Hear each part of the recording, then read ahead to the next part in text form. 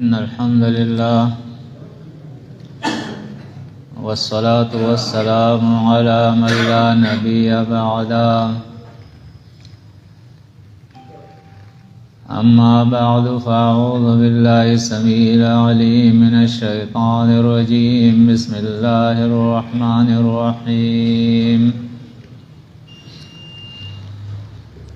وأما من خاف مقام ربه ونهى النفس عن الهوى فإن الجنة هي المأوى يسألونك عن الساعة أيان مرساها فيما أنت من ذكراها إلى ربك منتهاها إنما أنت منذر من يخشاها كأنهم يوم يرونها لم يلبثوا إلا عشية أو ضحاها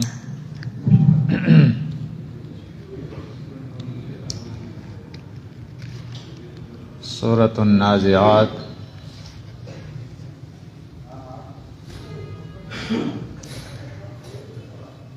کی آخری آیات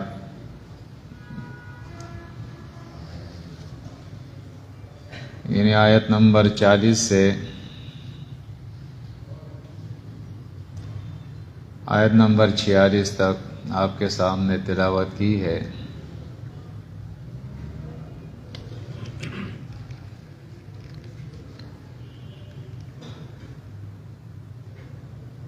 فرمایا وَأَمَّا مَنْ خَافَ مَقَامَ رَبِّهِ،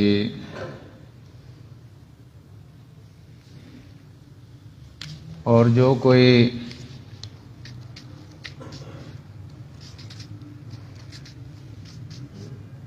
اپنے رب کے سامنے کھڑے ہونے سے ڈرا،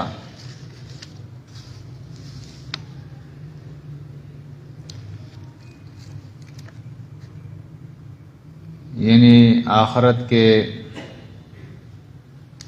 کی اس پیشی سے جس دن اس کی پیشی اللہ کے یہاں ہوگی،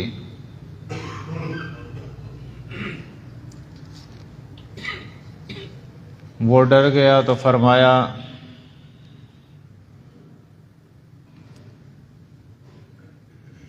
وَنَهَى النَّفْسَ عَنِ الْهَوَىٰ، اور اس نے اپنے نفس کو ہوا سے روک لیا،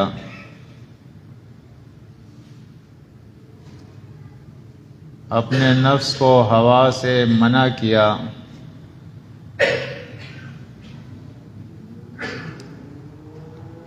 فَإِنَّ الْجَنَّةَ هِيَ الْمَأْوَىٰ، فرمایا بس جنت اس کا ٹھکانہ ہے۔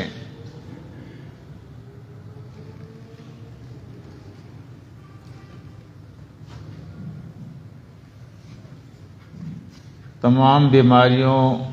کا علاج اللہ کی کتاب نے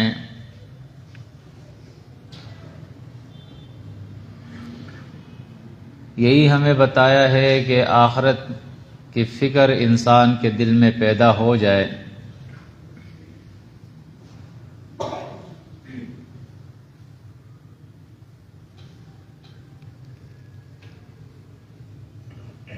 آخرت اسے یاد ہو، اپنی موت یاد ہو،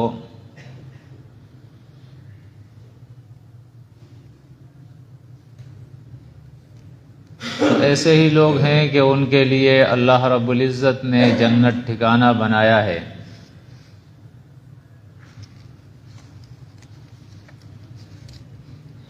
سورۃ الرحمن کے اندر اللہ رب العزت نے فرمایا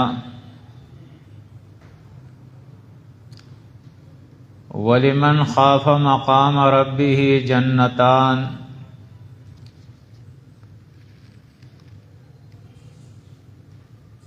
اور جو کوئی اپنے رب کے سامنے کھڑے ہونے سے ڈرا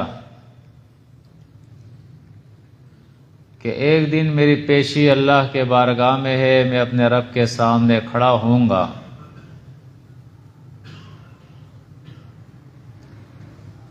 تو سورہ رحمان کے اندر اللہ فرماتا ہے جنتان، اس کے لیے 2 جنتیں ہیں۔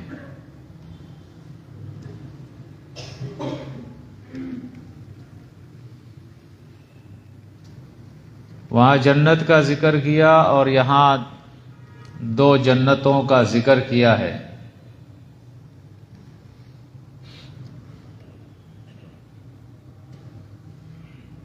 سورہ نازعات کے اندر بتایا کہ جو آخرت پر ایمان رکھے گا اس دن کی پیشی سے وہ ڈرے گا،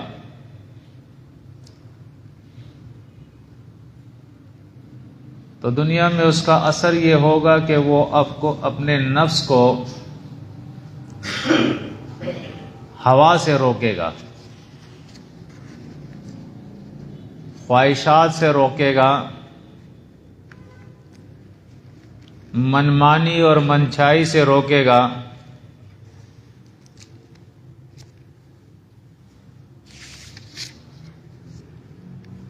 یعنی جی اس کا جو کہے گا وہ نہیں کرے گا،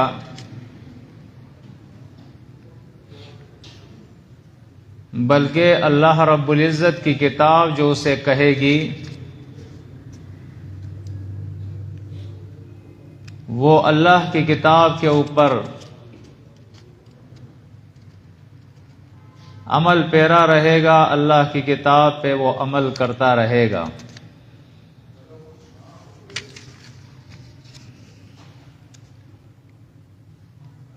اور سورہ نور کے اندر اللہ رب العزت نے ایسے لوگوں کی صفت بیان کی ہے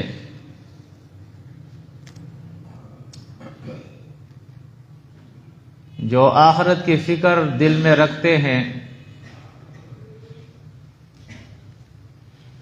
فرمایا رجال لا تلہیہم تجارت ولا بیع عن ذکر اللہ واقام الصلاۃ وایتاء الزکاۃ،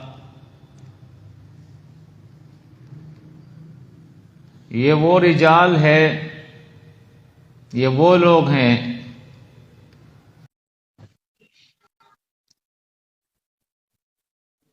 کہ ان کی تجارت اور ان کا لین دین، ان کا کاروبار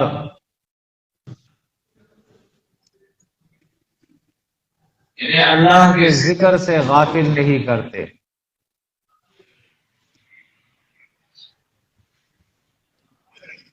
چونکہ اسلام کے اندر رہبانیت نہیں ہے، گوشہ نشینی نہیں ہے، ترک دنیا نہیں ہے، بلکہ اسلام نے ہمیں اعتدال سکھایا ہے کہ دنیا پر آخرت کو ترجیح دیتے ہوئے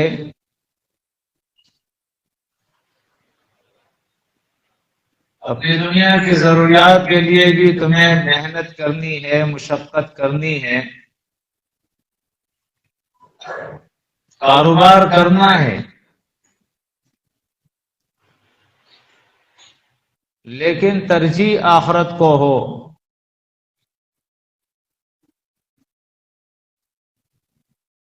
چونکہ اصل زندگی وہ ہے،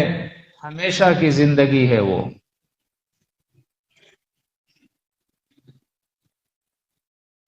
تو فرمایا یہ مومن وہ ہوا کرتے ہیں، یہ رجال وہ ہیں کہ ان کی تجارت اور ان کا لین دین انہیں اللہ کے ذکر سے غافل نہیں کرتا۔ وَإِقَامِ الصَّلَاةِ، اور نہ صلاۃ کے قیام سے ان کو غافل کرتے ہیں۔ وَإِيتَاءِ الزَّكَاةِ، اور نہ زکوٰۃ کے دینے سے ان کو غافل کرتے ہیں۔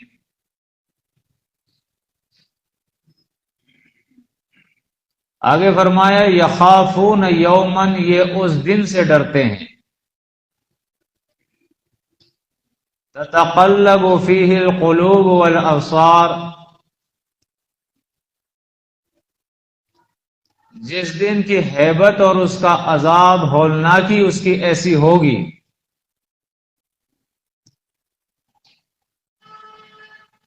کہ یہ آنکھیں اور یہ دل جو ہے یہ الٹ پلٹ جائیں گے۔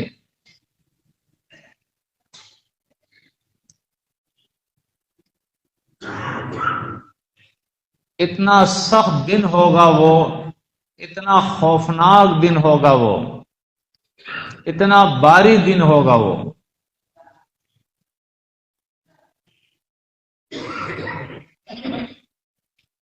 اس لیے اللہ بیان فرماتا ہے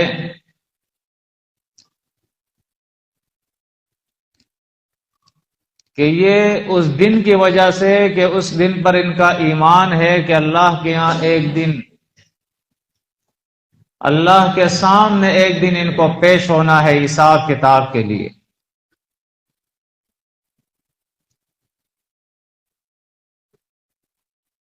یہی وجہ ہے کہ یہ اپنے نفسی خواہشات کی اتباع نہیں کرتے، اپنے رب کے بتائے ہوئے قوانین کے اوپر یہ عمل کرتے ہیں۔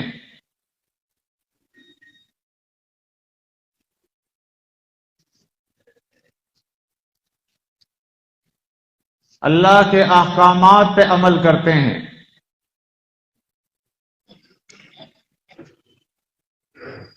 انسان کے لیے جو سب سے خطرناک دشمن ہے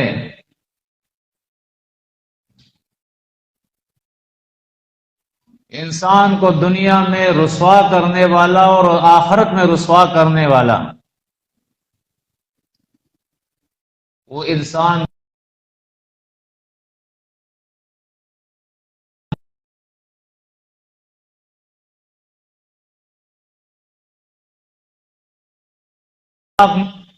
دشمن ہے کہ آپ دیکھیں عام طور پر جب شیطان کا ذکر ہوتا ہے تو ابلیس کو لوگ یاد کرتے ہیں، یعنی سب سے بڑا شیطان لوگوں کی نگاہ کے اندر اور خطرناک شیطان وہ ابلیس ہے۔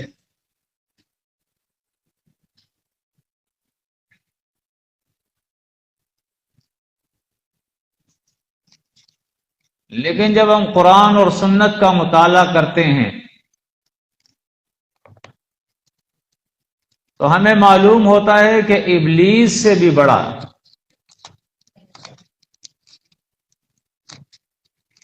جو شیطان ہے وہ خود انسان کا اپنا نفس ہے، جو اسے ہر وقت بہکاتا رہتا ہے۔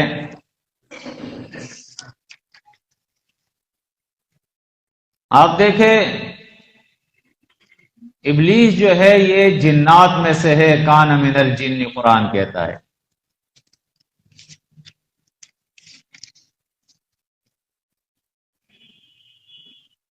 اور ابلیس اس وقت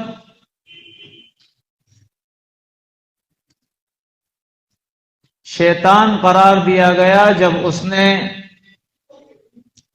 اللہ کا حکم نہیں مانا،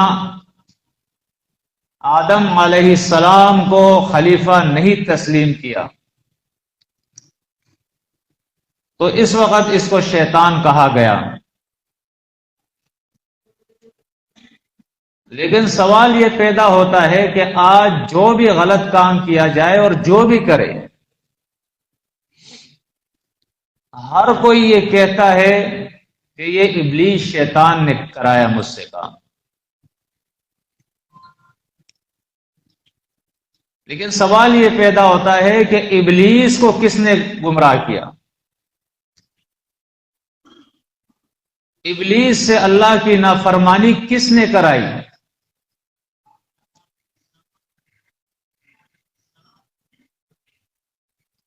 جب اللہ رب العزت نے آدم علیہ السلام کی تخلیق فرمائی اور یہ حکم دیا کہ اسے خلیفہ مانو،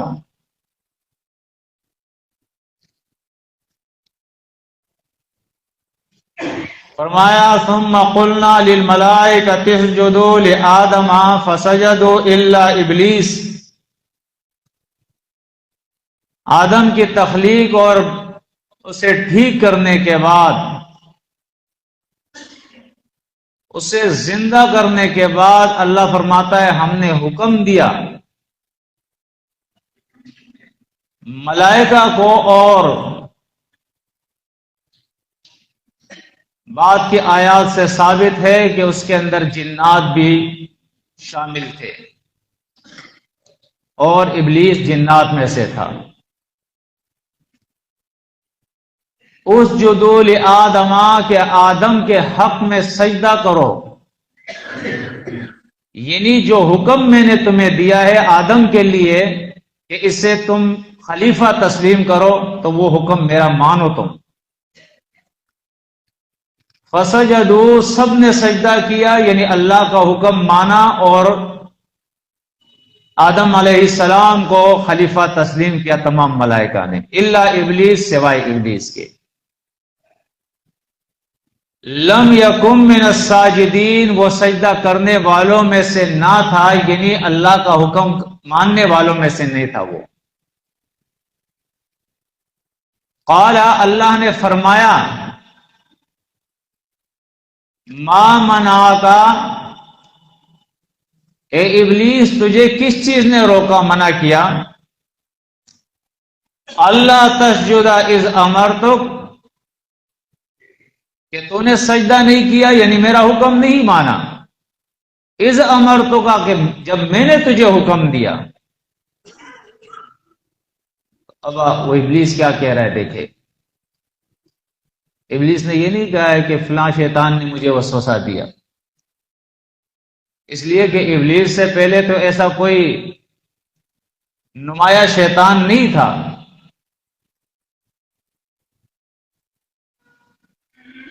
وہ کہہ رہا ہے قال انا خیر منہ، میں اس سے بہتر ہوں،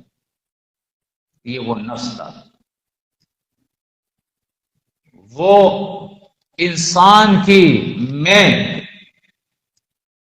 اس کی انا، اس کا تکبر، اس کی عزت، یہ وہ چیز ہے جس نے ابلیس کو لعنتی بنایا۔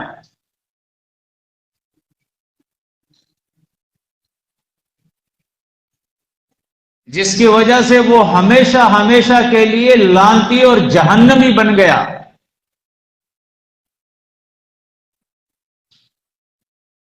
اس لیے کہا جاتا ہے کہ سب سے خطرناک چھپا ہوا شیطان وہ خود اس انسان کا اور اس جن کا نفس ہے۔ قرآن مجید کے اندر اللہ رب العزت نے نفس کے 3 قسمیں بیان فرمائے ہیں۔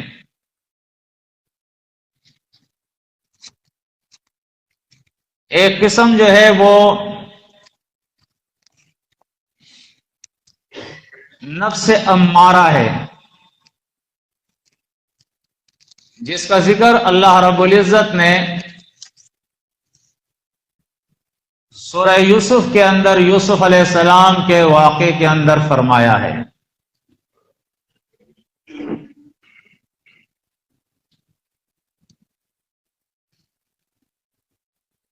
جب یوسف علیہ السلام پر الزام لگا، اسے جیل بھیج دیا گیا، اور اس کے بعد کچھ عرصے کے بعد صفائی ہو گئی کہ قصوروار یوسف علیہ السلام نہیں بلکہ یہ عزیز مصر کی بیوی اور وہ عورتیں ہیں جو اس کے ساتھ مل کر اس قسم کی سازش کر رہی تھی، اسے بہکانے کی،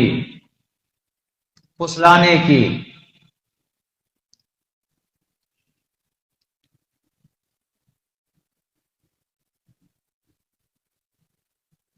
جب عزیز مصر کی بیوی نے خود بھی اقرار کیا، قالت امرأۃ العزیز الآن